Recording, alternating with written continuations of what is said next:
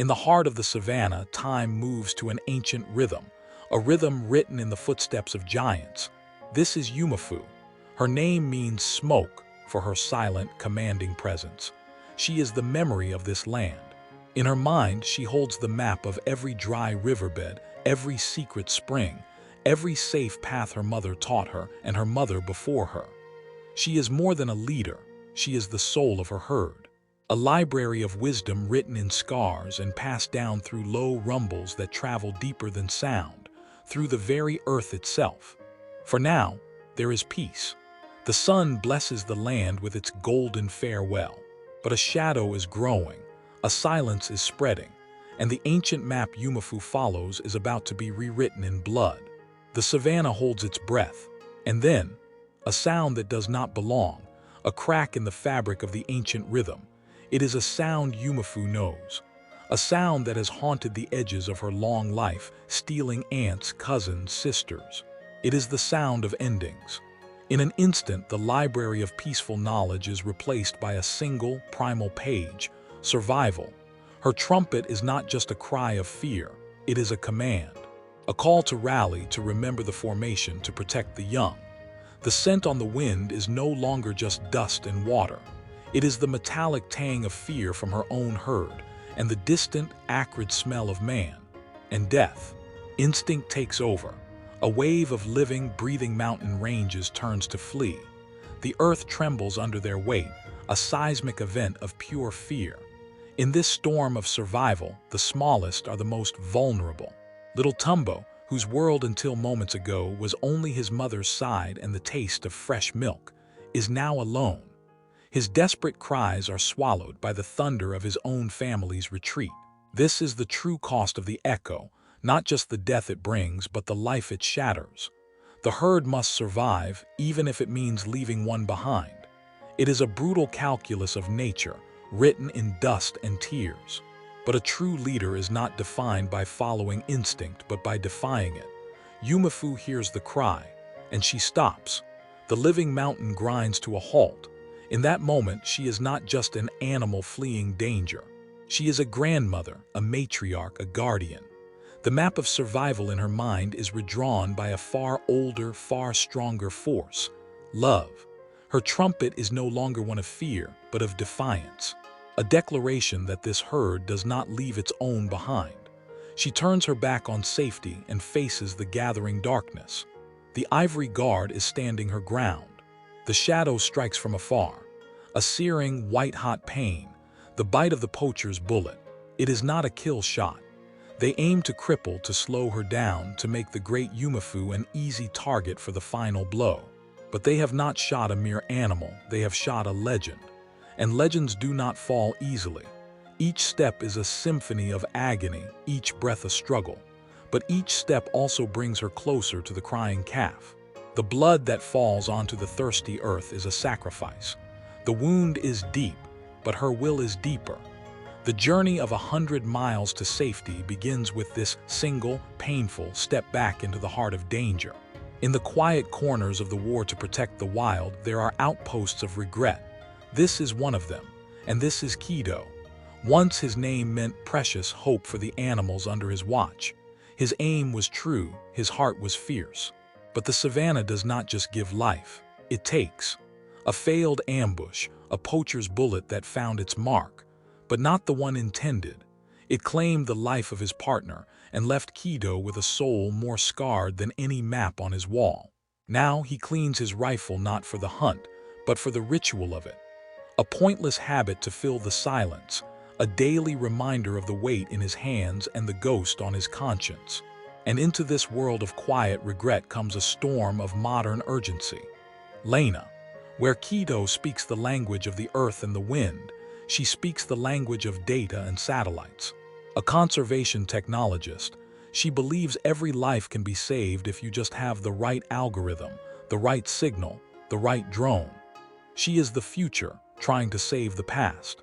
And right now, her future is flashing red on a screen. She has come to the one man who knows this land not as data points, but as the lines on his own hands. The only man who can translate her digital warning into action. A name, Umefu.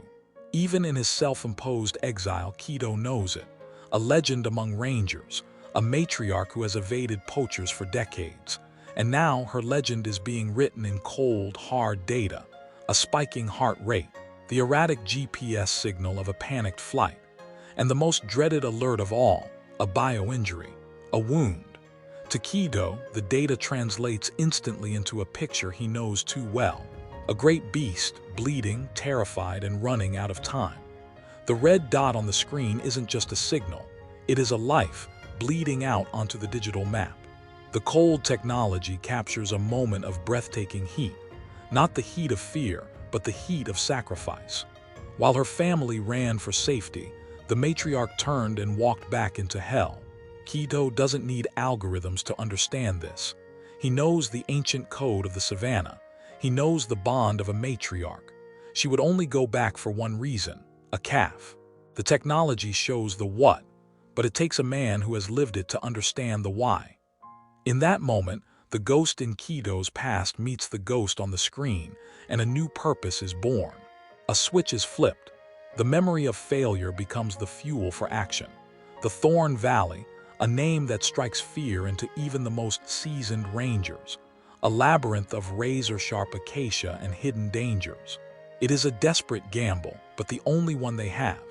The broken ranger and the digital crusader, an unlikely alliance forged in the glowing light of a tragedy unfolding miles away. 5 minutes. The time between a life of regret and a chance at redemption. The race for Umefu has begun. And on the other side of the coin, the shadow. They are not superstitious men. They do not see a legend or a soul. They see a balance sheet.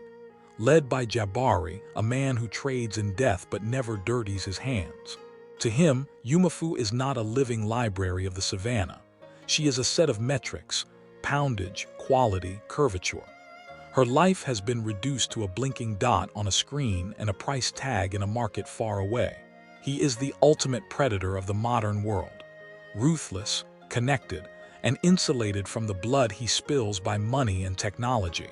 The Thorn Valley, a place where the savannah turns in on itself, creating a fortress of pain. For Kito, it is a familiar nightmare, a path he knows he must walk for redemption. For Lena, it is a descent into a world her technology cannot decode. Here, the only data that matters is the instinct to avoid the next dagger-like thorn. The only signal is the sound of your own heart pounding in your ears. They are not just racing against the poachers. They are racing against the land itself, a land that protects its secrets with 1,000,000 sharpened teeth. Dawn breaks, a new day, a new chance for life. But for the hunted, the light is a curse. It reveals them. The poachers have the scent. The blood trail is their roadmap. The technology that found her from the sky is now replaced by the oldest tracking method known to man. The sun, which once blessed Umefu's peace, now illuminates her path of agony for her enemies to follow. The race enters its final, most dangerous phase. The hunters are on foot and their weapons are drawn. The cost of love is etched in every line of her pain-racked body. The night's flight has drained her immense strength. The great Umefu, who once shook the earth with her stride, can now barely stand. Her world has shrunk to the circumference of her pain and the small, warm body of the calf she saved.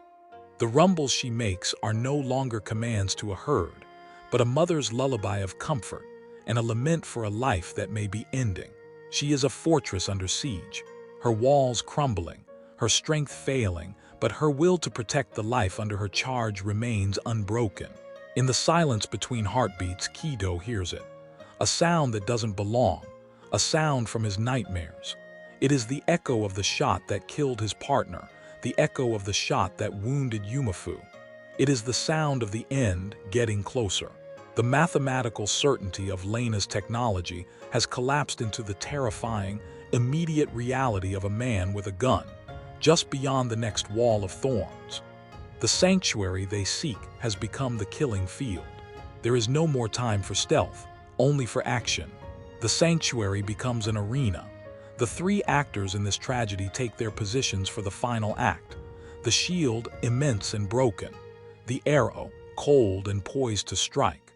And the interveners, too far away to do anything but witness the crime. Time does not slow down. It becomes crystalline, each second a perfectly cut facet of horror. Kito and Lena are forced to watch the inevitable unfold. Their journey, their pain, their hope, all culminating in this single, terrible moment of helpless observation. In the economy of life and death, there are no good choices, only terrible ones. Kito makes his. He sacrifices the trust of the living to save the life of the dying. It is a commander's choice, a warrior's choice, and it feels like a betrayal of everything he is.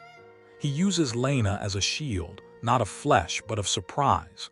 He gambles that the poacher's instinct will be to aim at movement, at the human threat, giving him the 1 second he needs.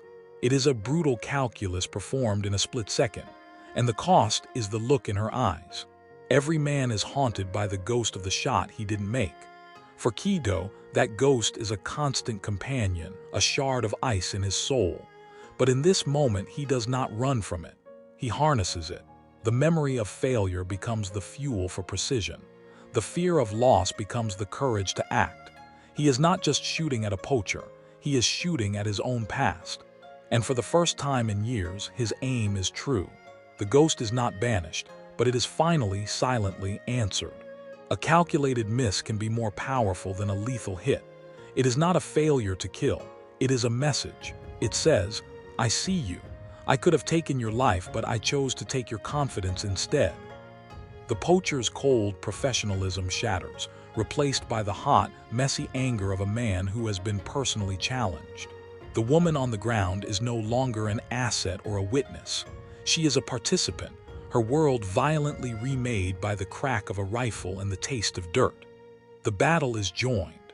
There is no force on earth more dangerous than a mother who believes her child is threatened. The gunshot ignites a final, glorious fire in the great matriarch's soul. The pain is burned away by a purer, more ancient emotion, rage. She becomes the land itself, rising up in defiance. She is no longer the quarry. She is the protector of this clearing, of her calf, and of the humans who fired the distracting shot. The calculus of the hunt has been utterly destroyed. In any plan, there is the variable you cannot account for, the second gun. While the first poacher is a professional, this one is a boy playing a man's game, and he is terrified. Fear makes him impulsive. Fear makes him aim at the most immediate human threat. And in his panic, he does not see the true power in the clearing. He only sees the man with the rifle. The standoff is over. It is now a melee. When the mountain decides to move, there is no outrunning it. The charge is not a choice. It is a conclusion. The young poacher's life is no longer his own. It is a variable being erased from the equation by 1,000 pounds of righteous fury. It is a terrifying, awesome, and tragic spectacle. It is the price of arrogance, paid in full. Leadership is not always the decision to act. Sometimes, it is the decision to bear the weight of inaction, to allow a terrible thing to happen for a greater good. Kito's finger rests off the trigger. He makes the callous, calculated choice of a soldier who knows that to win the battle, you sometimes must lose a piece of your humanity.